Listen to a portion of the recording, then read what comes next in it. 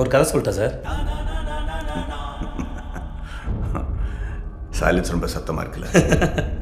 நீ சிரிச்சா செம்ம ஸ்மார்ட்டாக இருக்கு சார். ஆனால் முன்பல் இல்லாமல் நீ சிரிச்சா ரொம்ப கேவலமாக இருக்கும். சிரிக்காத, கேமரா ஆஃபில் இருக்கு, செஞ்சிருவேன். என்ன என் கை கொஞ்சம் லேஸ் அமைக்கும், அவ்வளோதான். சார் வீட்டுக்கு வந்த கெஸ்ட் எப்படியா சார் நடந்துப்பீங்க?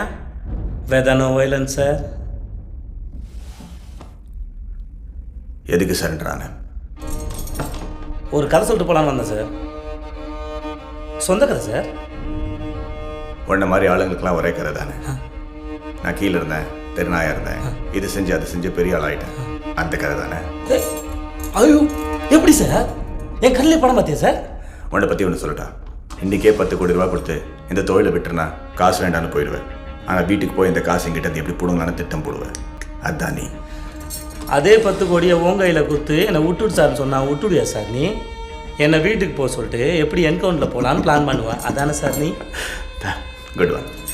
ஆனால் எப்படி பார்த்தாலும் நீ நானும் ஒன்று தானே சார்? ஏய், வால் இருக்கிறதுனால எலியும் பூனியும் ஒன்றாயிடுமாடா.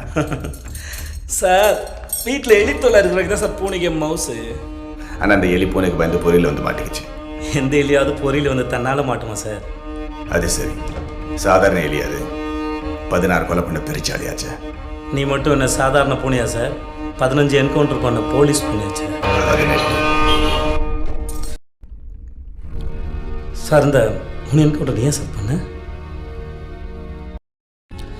சரி சார், நீ தான் லேடி. 18 கொலை 16 கொலை கன்வின்ஸ் சார்.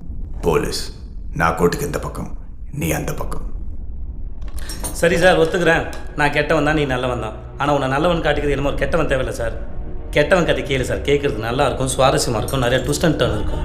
சொல்கிறேன் கேளு.